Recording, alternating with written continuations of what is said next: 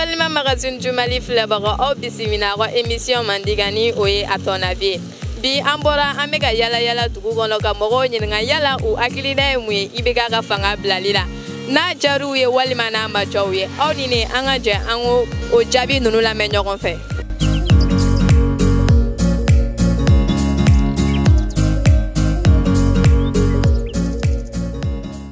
An sɔgɔma ne kɔrɔkɛ. Awa an sɔgɔma kɔni baasi t'aw la. Baasi fosi t'an na ne kɔrɔkɛ joualen don dɛ. Wallahi an joualen don bi trop an bɛ Ala tanu bi an joualen don an nisɔndiyalen don alhamdulilah an bɛ Ala tanu parce que ka d'a kan an ye waleya minnu ye kunu vraiment an y'an nisɔndiya a bɛ n'a fɔ sari u ka bamanankan don quoi n'i ko ko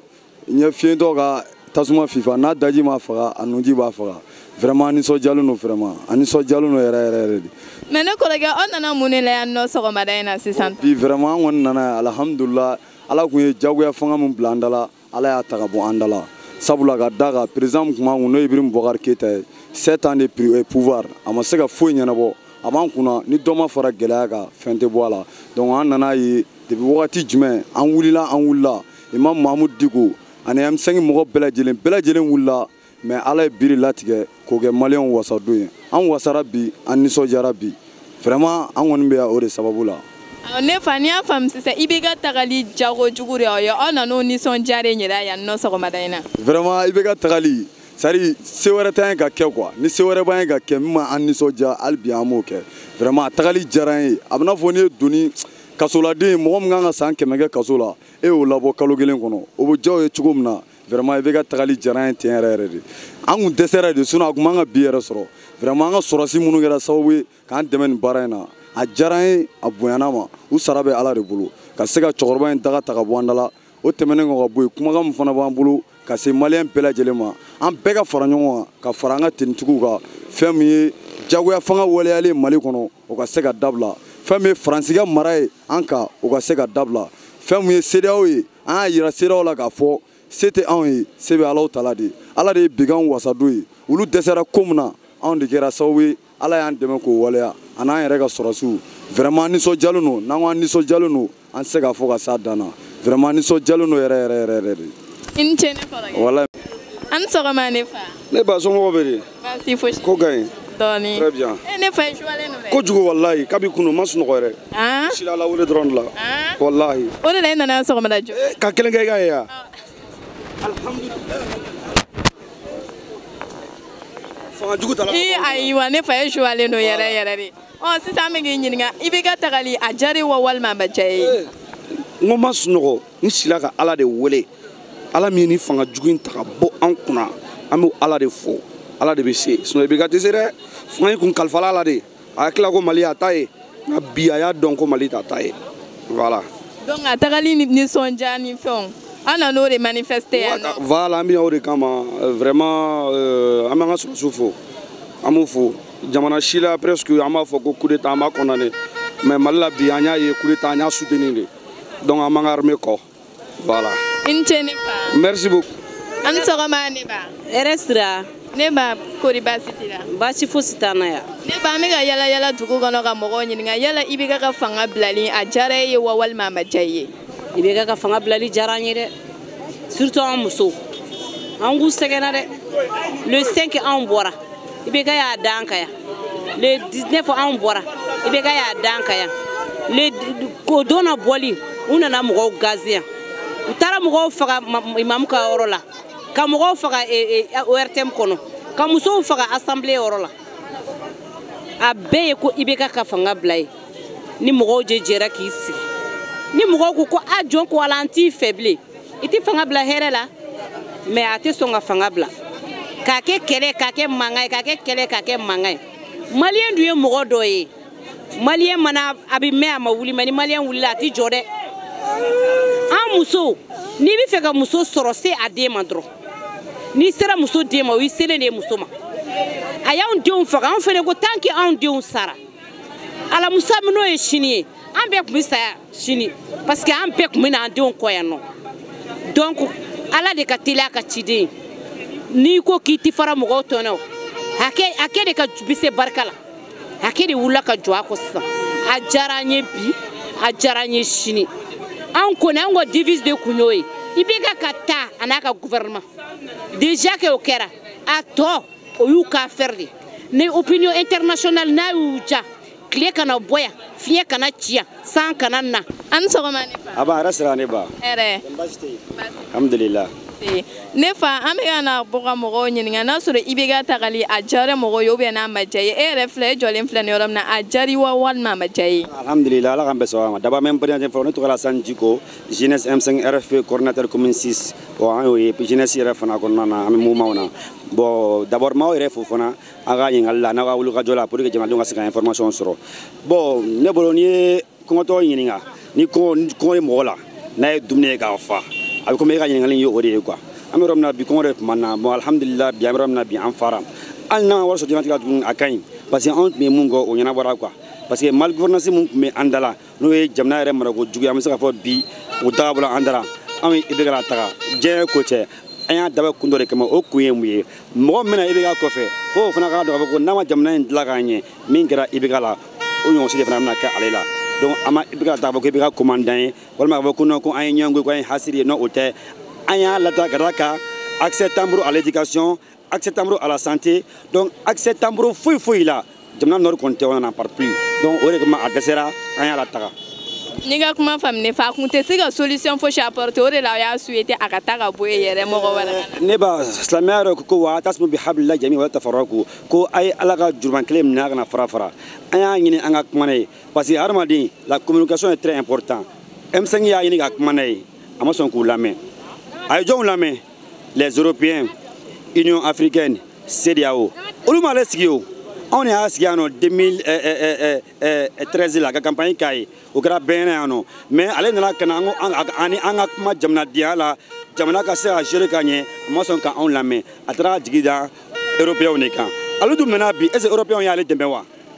donc si ga fo kera solution sur ola donc solution sur ola on prend plan B attaquer donc au plan B ala de en deme ola on est fa inite ga amba irani baraji an sogomani fa amba resra ere ne fa ne nyabo ola ya no ne fa ere nana munye ne ando sogomadaina d'accord ene ngi ga nyingali jabe ne to ko Zakaria Diarra coordinateur de la commune 6 membre de la jeunesse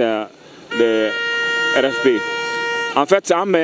bi songona ka anisonja yira ka foko min kera ajara ay ajara munde kama parce que angaliti kuntif donner la mauvaise gouvernance et l'injustice vraiment angunya de le président fangay akabla aka transition ga comme amason ni sura su fangata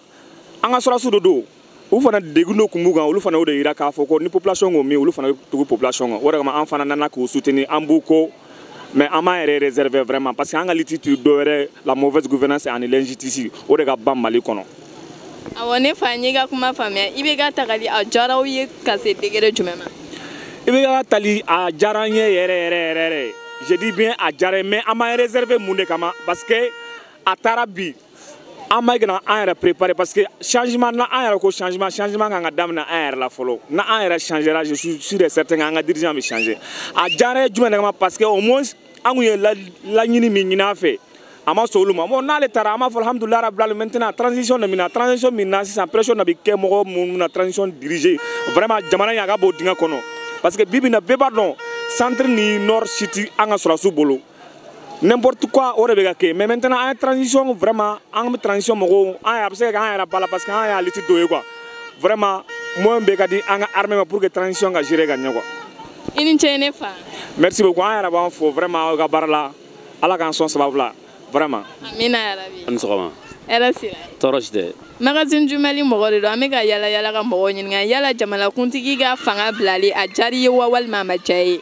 bon amajane doni quoi ne famuna majay dans la mesure où avait kola seginko quoi kodo be abula seginko amna les transitions na bon ambe do de ke munu fene be kanale akana ke kiba fo nin quoi parce que atete nana o fene tara ibeka nana o fene tara bon anga ansini ni mo sabana fene be kanale ne ou bien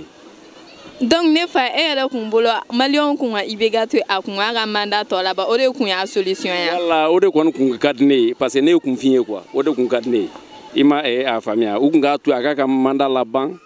ni mo referen nana atna ke ba fo atitita ATT taara u y'o chassé yan nɔ an tilara k'a fɔ ko hali n'an kun y'a dɔn bon mɔgɔ t'a dɔn n'u bɛna fɔ IBK fɛnɛ ma k'hali n'an kun y'a dɔn dɛ min bɛ ka na dɛ an t'o dɔn dɛ i m'a faamuya sifin tɛ tanu quoi i b'i jɔ a ka dɔ k'a la. awɔ i ka kuma faamuna i ni ce ne fa an ni sɔgɔma ne fa. Ma ni sɔgɔma. Magazine du Mali mɔgɔ de don an bɛ ka yala yala ka mɔgɔw ɲininka yala jamanakuntigi a ka fanga bilali diyara ye wa walima a ma diya ye. Bon ayiwa ka kuma in question in diyara n ye mais jamanakuntigi ye fanga bila cogo min na o tɛ fanga bila cogo ɲuman ye fanga bila cogo ɲuman tɛ mun na nin ye fɛn dɔ ye n'a daminɛra nin y'a fɔlɔ ye a fila kɛra a bɛ taa laban min na kɔfɛ mɔgɔ t'o dɔn n'i ye jamanakuntigi kɔni ka fanga bɔ a bolo ka sɔrɔ a ma se a ka fanga la o ye coup d'état de ye cogoya wɛrɛ wulicogo fila t'a la a bɛ se ka kuma mun ka kuma nɛgɛ a y'a démissionné la mais coup d'état de kɛra président na an bɛ yɔrɔ min na sisan an mago t'o la soulèvement bɛ kɛ aw ka revendication bɛ demander c'est très normal bon maintenant n'a ko diyagoya ko fɔ ka fama dɔ wuli ka bɔ a place la bi sisan a bɛ kɛ fɛn fila ye sini ma fama min fana bɛna sigi est ce que ni jama fan dɔ wulila o fana bɛna to yen wa o tɛ to yen o ye ɲininkali ye mɔgɔ bɛ se k'o i hakili to o yɔrɔ la sinon ni gɛlɛya bɛ fama de la ni fama taara sabu jamana bɛ basigi o ye bɛɛ ka laɲini ye maliyɛn bɛɛ ka laɲini y'o ye. donc ne fa e yɛrɛ kun bolo IBK kun ka to yen a k'a ka mandat tɔ laban o de kun y'a solution ɲuman ye. ne hakili la dɛ o de kun ka fisa u tun bɛ fara IBK kan de maintenant fɛn minnu man ɲi ni mɔgɔ bɛ se ka bila o yɔrɔ la pour que o yɔrɔ kana tiɲɛ bilen yanni a ka mandat bɛ ban an kɔni kun ka laɲini y'o de ye o de ye démocratie ye maintenant ni fanga wɛrɛ nana ka na yira k'a bɛ se k'a ka fanga bali cogoya wɛrɛ t'o la coup d'état kɔ coup d'état yɛrɛ dun filɛ nin ye o kɔnlen don an yɛrɛ malidenw de y'o kɔn CEDEAO ka fɛngɛw laɲiniw kɔnɔna la. i ni ce ne fa. ma ni sɔgɔma. ne fa Magazine du Mali mɔgɔ de don an bɛ ka yala yala ka mɔgɔw ɲininka yala jamanakuntigi a ka fanga bilali a diyara ye wa walima a ma diya ye. a diyara ne ye ne t'a la kuma mununu a diyara ne ye ne t'a la kuma mununu parce que a ka tulokun gɛlɛya de y'a s'a ma n'a tun kɛra mɔgɔ hakilima ye Mali furadama a bɛ fɔ ko jɛ ka fɔ k'o ye damu ye o ye ni mɔgɔ sɔnna chaque parti en conflit a k'aw sigi a ka ɲɔgɔn lamɛn mais ni ɲɛmɔgɔ yɛrɛ tɛ fɛ k'a sigi ani fasodenw ka kuma ɲɔgɔn fɛ hali mɔgɔ n'i woloden fitinin n'a ye fɛn dɔ réclamer il a si l'enfant pense que tu as les moyens et que lui il a le droit de réclamer n'i m'a d'a ma a bɛ kɛlɛ kɛ donc ɲɛmɔgɔ tu dois te mettre au-dessus de toutes les mêlées i bɛ mɔgɔw wele a b'aw sigi aw bɛ kuma ça te permet c'est-à-dire de te confronter à eux et en même temps a b'i permet min b'u kɔnɔ min b'u da i k'o mɛn mais n'e ma sɔn k'i sigi ni mɔgɔ ka kuma tu préfères avoir comme interlocuteur des non-maliens c'est-à-dire la CEDEAO et consort e b'a préférer ni CEDEAO de ka kuma o ka di e ye ni i k'i sigi i ni i maliyɛn ɲɔgɔn ka kuma ɲɔgɔn fɛ. n y'a faamu ne fa donc ne fa e yɛrɛ kun fɛ a kun kan ka démissionner depuis ni M5 mɔgɔw y'a laɲini sanni a kun ka se bi ma sanni a ko kun ka ni ampleur bɛɛ ta. yanni ala ka se o yɔrɔ bɛɛ ma n'a tun ye mɔgɔw wele u k'u sigi ka kuma a tɛ mɔgɔ si don ani mɔgɔ si cɛ conseiller tɛ don ani mɔgɔ cɛ premier ministre tɛ don ani mɔgɔ cɛ ani mɔgɔw kun k'u sigi en bon malien dans la fraternité à la coloration malienne u kun k'u sigi u ka kuma donc nin si tun tɛ y'a la a ka tulokun gɛlɛya ala ale yɛrɛ kelen yɛrɛ tɛ certains président u ka tulokun gɛlɛya de kɛra sababu ye k'u citer cɛkɔrɔba bolo ko c'est-à-dire ale bolo k'ale ka fisa ni maliyɛn yɛrɛ normal yɛrɛ le maliyɛn normal i bɛ ka yɛrɛ bolo ale ka fisa kuma ma ni maliyɛnw ye il est devenu président il est l'omnipotent il est l'omniscient il est au-dessus de tout mais ala y'a yira la k'a fɔ k'a bɛ fili kɔnɔ ni mɔgɔ kɛra ɲɛmɔgɔ ye i bɛ sabali i bɛ lamɛnni kɛ i b'a kun mais quand tu ne veux pas discuter avec les gens il mérite son sort malheureusement il mérite son sort et j'espère que les gens vont tirer des leçons du comportement de IBK et se mettre en tête que désormais c'est-à-dire que chaque Malien a ses yeux rivés sur ceux qui vont gérer le pouvoir wa ni désormais ni fanga dira de mon humble avis ne ka hakilina ye min n b'a fɔ hali ni ma ɲininka la fanga mana di mɔgɔ o mɔgɔ ma u kana kɛ wariko kama u kana kɛ bɔrɔko kama qu'on soit juste, ou gars qui valeur estimée selon son CV, selon son parcours.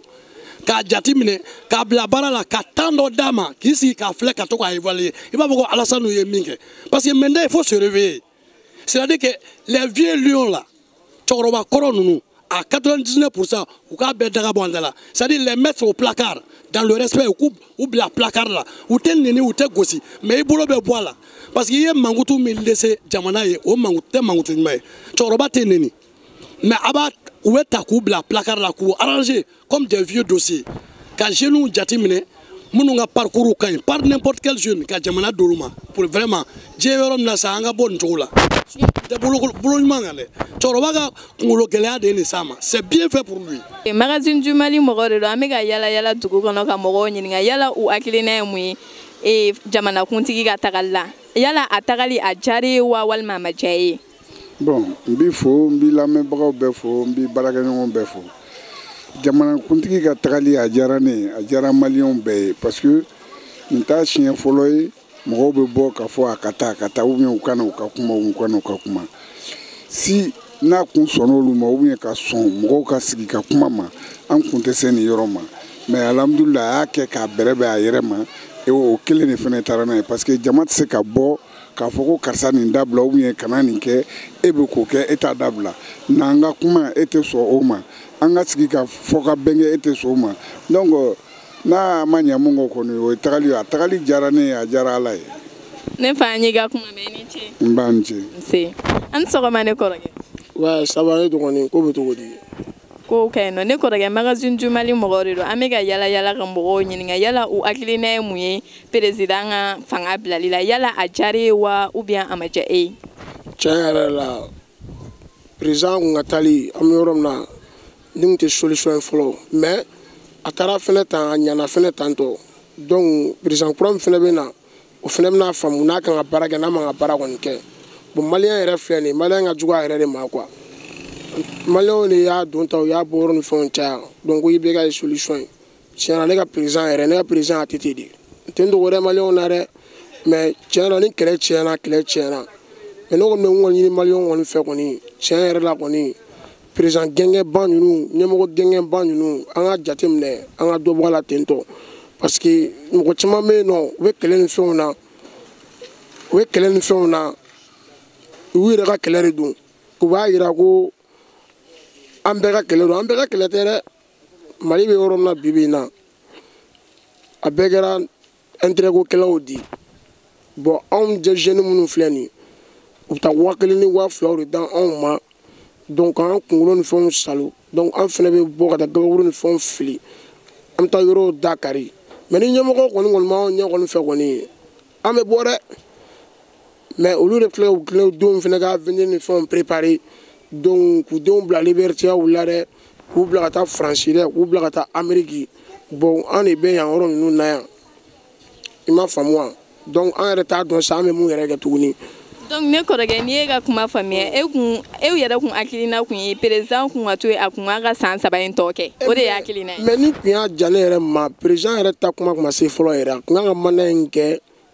ere la akata quoi ko sa mi ro no bi ko président ata parce que na tara tanto la tan o ya singene yanko mali to ko gura be Soudani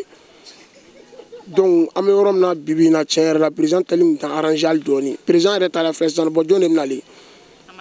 amano gone ere ba do amano bo cher ra gone me mungol fo micro ko na o yodi président tali bi amanya shiningene inchene akunga to no la folo inchene ko eren chene do gone merci ala ga ma ko bara ere fene la ala ga nya ga dama mali al bela disma ga furai bon mu mene fa gan fo o re kuni na digira la abe ya foma merci an so ma ne balmage an man so ne balmage ko do dondoro ne balmage magazine du Mali mogore ro amega yala ka mogo nyinga yala u akilina muye jamana kuntigi ga jamana blalila yale ajare wa wal mama jaye I akilina muye akula tiens la jarane puisque ala on te a prestation te faut te warte ga soro jamana jalino an se kan sigolaw olu fe an ta mason ngoro bara ye ga balo alors que diplôme mogo wolo kalante ga ge fanchi fe tiɲɛ la hali bɛ ka wo nege tɛ ala yɛrɛ la. Donc ne kɔrɔkɛ n'i y'a faamu sisan e yɛrɛ école-den i y'i ka étude kɛ ka fɛnw bɛɛ kɛ mais baarako gɛlɛya yɛrɛ kama baara tɛ ka sɔrɔ i nana na don arapu la i donna arapu mun fɛnɛ la i bɛ ka san yɛrɛ na n'o tɔ bɛɛ la tiɲɛ donc o de y'a tagali diyara e quoi. Ka daminɛ couvre-feu la ka se bi ma e yɛrɛ ye jumɛn ye mun ɲɛna e yɛrɛ ka jateminɛ la jumɛn ɲɛna foyi ma ɲa problème don o don problème de bɛ ka enchaîner ka taga fɛ couvre-feu nana mɔgɔw sufɛ restaurant joli bɛ yen nɔ mɔgɔ minnu tɛ ka taa baara la boîte joli bɛ minnu tɛ ka dayɛlɛ mɔgɔ joli bɛ min bɛ baara kɛ sufɛ gardien joli bɛ yen nɔ bon olu bɛɛ ka baara jɔra fo ka se bi ma tiɲɛ yɛrɛ la trop c'est trop a kan ka taa mais ale taali est ce que o fana bɛna kɛ solution jɔn fana bɛna ale sigi assemblée mɔgɔw tiɲɛ yɛrɛ la bɛɛ b'a dɔn olu man di maliyɛnw ye bon an bɛna tugu jɔn kɔ sisan c'est là le problème. O ye problème ba yɛrɛ i ni ce ne kɔrɔkɛ. Voilà merci. An sɔgɔma ne kɔrɔkɛ. Amba ça va? Ne kɔrɔkɛ ça va? Ça va wala dɔɔni. Ko ka ɲi. Dɔɔni wala. Ne kɔrɔkɛ magasin Jumali mɔgɔw de don an bɛ ka yala yala dugu kɔnɔ ka mɔgɔw ɲininka yala jamanakuntigi ka fanga bilali e hakilina ye mun ye a diyara e wa walima a ma diya e ye. Bon nin ko min cogo min na tantɔ a diyara maliyɛn bɛɛ ne yɛrɛ ye maliyɛn kɔrɔ k'a diyara ne kɔni ye ou bien hali a diyara e yɛrɛ min ɲininkali la Buwa ka fanga ye bɛɛ de tɔɔrɔ bɛɛ de wulila bɛɛ jamanaden bɛɛ wulila cɛkɔrɔba musokɔrɔba bɛɛ de wulila bɛɛ wulila k'i jɔ fo Buwa k'a bila Buwa y'a bila donc mɔgɔ content a banna mais sisan kɔni an ye min nɔfɛ mɔgɔ min bɛna sisan a ka essayer a ka Mali in jɔ parce que an bɛ retard la trop déjà éducation tɛ yen foyi tɛ yen an bɛ chômage la kow ka ca quoi an yɛrɛ bɛ ɲini ka Mali bila hali ko in kelen bɛ k'ala yɛrɛ tɔɔrɔ i n'a fɔ n ka rappeur k'a fɔ cogo min na a banna. Merci. Ne fa ko mɔgɔ bɛ ka fɔ yan nɔ k'i ye honorable yɛrɛ commune 3 député. Ouais, ne commune 3 député ne tɔgɔ Bakari Jara bɛɛ bɛ wele ko Abel. Élection législative min kɛra avril kɔnɔ mars avril kɔnɔ ala ye kunadiya di ne ma ne passera ka kɛ député commune 3 kɔnɔ mais profiter a ka micro fɛ ka commune 3 tiɲɛna muso bɛɛ fo. Fanga di i ma ne fa magasin Jumali mɔgɔw de don an bɛ ka yala yala ka mɔgɔw ɲininka yala jamanakuntigi a ka fanga bilali a diyara e wa walima a ma diya e ye. Bon jamanakuntigi ka fanga bilali a diyara bɛɛ ye munna a diyara bɛɛ ye san saba ye kalan tɛ yen soit ni kumana Bamakɔ dɔrɔn kan i y'a jɛ soit à l'intérieur du pays il y a 5 ans kalan tɛ yen nɔ sɛnɛ tɛ se ka kɛ mɔni tɛ se ka kɛ bagan tɛ se ka kɛ soit a diyara ne ye mun fana na dɔgɔtɔrɔsow la ko minɛn tɛ yen u ma fini u ma jɛ ɲini a ye minɛn ɲini ka d'a ma a bɛ ka taa yɔrɔ mun na an n'olu bɛɛ bɔra école kelen na soit a diyara ne ye mun yɛrɛ la soit jeli bɛ ka bɔn mɔgɔ bɛ ka faga donc fanga komaso la ni jamana ka intérêt bila fɛn bɛɛ ɲɛma soit a ka ca Ala fɛ basigi bɛ na ale tagali min filɛ Ala ka ko kɛ hɛrɛ Ala ka mɔgɔ wɛrɛ na an kunna jamana hinɛ bɛ min minɛ min bɛ se ka jamanadenw ka tɔɔrɔya n'u ka fɛn ta ka bila en compte sinon wagati min na an bɛ ka kuma soit nous vivons dans l'insécurité totale a ka bon hakili ma village kunturu bɛ ka taa ci ka girin n'u jeni ka musokɔnɔmaw faga a enquête bɛ dayɛlɛ enquête tɛ abouti donc a ka taa tan soit an ka dugawu kɛ Ala ka ko kɛ hɛrɛ quoi fɛn dɔ ka fisa ni fɛn dɔ ye quoi. Donc e yɛrɛ ko nin yɛrɛ de y'a solution jamanakuntigi ka taa nin yɛrɛ de tun y'a solution yɛrɛ. Maintenant o tun y'a solution ye o soit jamanakuntigi a failli partout. Il a failli avec les anciens, il a failli avec la sécurité, il a failli avec les magistrats, il a failli avec les agriculteurs. Il a failli partout. Le problème est fan bɛɛ. Il sait qu'il était au rôle de l'animal d'Oira. Il m'a dit, soit l'heure où nous sommes fait des priorités. Jare ka da kun jumɛn kan? Ka da kun caman kan parce que n'i y'a ye hali fanga tiɲɛna fangatigi yɛrɛ de Ala ɲini. N'i ye min ɲini Ala fɛ o de bɛ d'i ma. Mɔgɔw ye bɔko joli kɛ k'i n'u ka kuma aw ka bɛn ko la n'i ma sɔn o ma donc i bɛ sɔn min ma. N'o nana i bɛ sɔn o ma a yɛrɛ de nin laɲini donc nin man kan tɛ ka mɔgɔ tɔɔrɔ yɛrɛ parce que i bɛ ka yɛrɛ de nin ɲini ka nin sa an ka jamana ma ka nin sa yɛrɛ fana ma. Ne fa donc e fɛ mɔgɔw bɔra ka a fɔ ko a n'u ka kuma ɲɔgɔnya wagati min na a kun kan ka bɔ o wagati de la san'a kun ka se nin bɛɛ lajɛlen ma. Mais ne mɔgɔw ye kuma ɲɔgɔnya ɲini u fɛ e ye jamana kɔnɔden i b'a fɔ olu fana ye jamana kɔnɔden ye sigikafɔ de bɛ ko bɛɛ ɲɛnabɔ i b'u wele aw bɛ bɛn ko la karisa ko ma ko ta jamana ko de don. Fanga ye kalifa de dɔrɔn i bɛ baara kɛ n'o de ye n'i y'a mɛn jamanatigi jamana kɔnɔdenw de bɛ yen nɔ mais ni jamana kɔnɔdenw ma bɛn a la donc ko ko mana bɔ ko kɔnɔ ne ko k'e t'u lamɛn i n'u tɛ ɲɔgɔn ye donc o de bɛ kuma kura fɔ donc ne ko bɔr'o la n fɛ e yɛrɛ d'o bɛɛ lase i yɛrɛ ma quoi. An sɔgɔma ne kɔrɔ. Ba ni sɔgɔma ça va somɔgɔw. Kɔrɔkɛ magasin Jumali mɔgɔw de don an bɛ ka yala yala ka mɔgɔw ɲininka yala jamanakuntigi a ka fanga bilali a diyara e wa walima a ma diya e ye. Bon cɛsiri bɛna jamana ko in na ni ye ala tanu ye quoi bon filanan fana an balimakɛ i ye donba ye anw bolo parce que jamanakuntigi minnu b'an kunna n'o ye n'o ye IBK ye 7 ans avant kunna ça ne va pas an bɛ kuma yɔrɔ min éducation zéro santé zéro sécurité zéro voilà surtout M5 mɔgɔw ni jamanadenw sigira ka kuma président de la République fɛ ko mun bɛ kɛ jamana kɔnɔ solution ka ɲini a la o solution ye mun ye assemblée mɔgɔ minnu namara la solution bɛ ka sɔrɔ olu ka fɛnw na insécurité ko bɛ yen dun ka fa ka sabati la paix kana jamana kɔnɔ mais président ma mɔgɔ si lamɛn mɔgɔ dɔw y'a nɛgɛ la videoman ani ka mɔgɔ minnu ka saraka dɔ fɔ olu y'a nɛgɛ an filɛ yɔrɔ min na bi an bɛ content parce que don mun na M5 mɔgɔw bɔra n'u nana tiɲɛni dɔ fan bɛɛ ne tentugu taara bi mɔgɔw kan ni président yɛrɛ ye ordre di ko ka gazi seli mɔgɔw kan adamadenw t'u la mɔgɔ caman bara jɔn de ka so minɛ mɔgɔw kan o jamana ɲɛmɔgɔw de ordre di porteur ma pour que au moins ka tiɲɛni don bon an bɛ sɔrɔsiw fo sɔrɔsiw ye nin coup d'état min kɛ an b'u fo k'u barikada mais maintenant coup d'état kɛra jeli ma bɔ c'est la première fois dans l'histoire du monde entier surtout du Mali ko coup d'état kɛra président ye fanga bila a démissionné la k'a sɔrɔ jeli ma bɔ o ye ala tanu de an b'a ɲini an ka tentugu fɛ halisa wuli bɛ ka to ɲɔgɔn bolo a kana kɛ 2012 coup d'état ɲɔgɔnna ye minnu ye coup d'état kɛ ka na bi mɔgɔw kan ka taa bagiw piété jamana nafolow tɛ ye mais minnu ye coup d'état kɛ an b'a dɔn mɔgɔ kalanamaw don britannique ni émiya sortants de don u kunkolo b'u kanw dara depuis u ye coup d'état kɛ déclaration na ko bɔn ko maliden bɛɛ ka na u ka sigi ka kuma n'u bɛnna ko kan k'u bɛ transition di civiliw ma bon an b'a ɲini civiliw fɛ politiciens bɛɛ k'i tɛgɛ di ɲɔgɔn ma ka fara imam Diko n'a ka mɔgɔw kan maliyɛn bɛɛ k'i tɛgɛ di ɲɔgɔn ma pour que transition ka kɛ transition digne ye bɛɛ ka na jamana kɔnɔ insécurité ko ka dabila sécurité ka na jamana kɔnɔ santé ni école ko k'a ɲɛnabɔ an b'o ɲini minnu ye coup d'état kɛ an kɔni nisɔndiyalen don bi ye fête y'an bolo Bamakɔkura je parle de tous les noms des jeunes de Bamakɔkura coup d'état ye a ɲɛna an bɛ ala fo ala barika merci beaucoup magazine mɔgɔ an b'aw fo magazine jumali mɔgɔ de don an bɛ ka yala ka mɔgɔw ɲininka yala o hakilina ye mun ye jamanakuntigi ka fanga bilali la a diyara e wa walima a ma diya e ye bon an kɔni an ka tanu jamanakuntigi ka tagali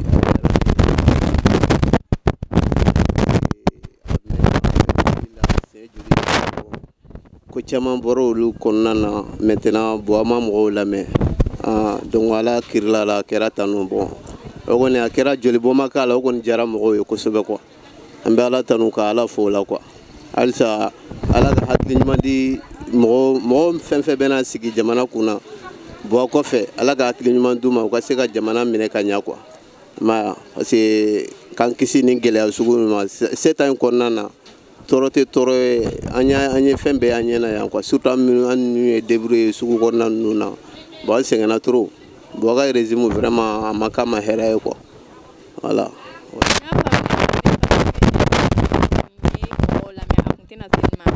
n'a kun ye mɔgɔw lamɛn a kun tɛ se nin ma parce que mɔgɔw bɔra bɔli kɛra siɲɛ joli k'a fɔ ko bon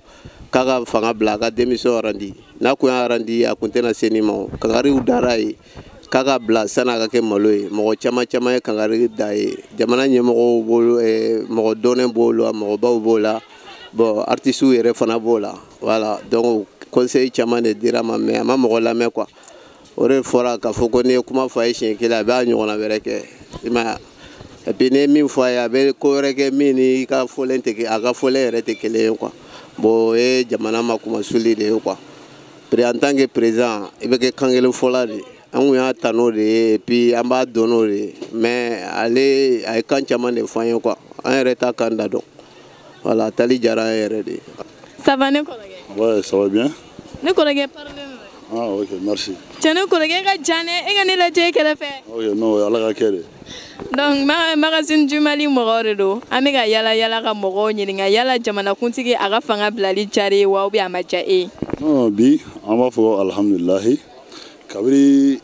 a fɔra don min na ko IBK dɛsɛra anw de y'a kɛlɛkɛlaw ye i y'a faamuya M5 kɛlɛkɛlaw anw de don sisan an kɔni IBK kɔni t'ale vraiment alhamdulilahi an b'a fɔ alhamdulilahi parce que IBK vraiment a y'an tɔɔrɔ yɛrɛ de ouais. Donc ne kɔrɔkɛ e M5 mɔgɔ de? Ne y'a kɛlɛkɛla yɛrɛ de. Oui. M5 bɔ e b'a la? Wallahi. Hali don min na sufɛ o si dɛ ne kuma la? I ko Kaba Jakite ne de don. Ouais. Ne kɔrɔkɛ tiɲɛ na e ta tɛ se ka fɔ ka ban. Ouais, ok. Merci. Ok, merci an bɛ ɲɔgɔn bolo. an sɔgɔma ne fa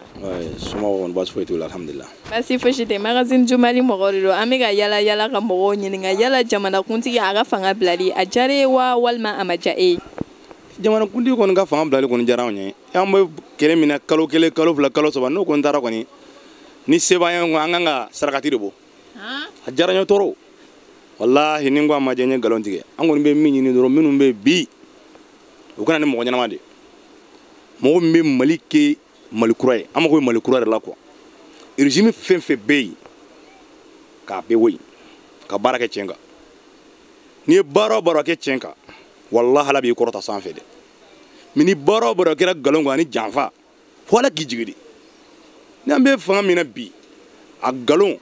bɛɛ y'a ye nkalon tɛ mɛn bolila ko ne ye nkalon mɛn ne bolila tiɲɛ taara bere kelen tigɛ k'a natɔ la n'a nana a b'a talon ka taa n'a ye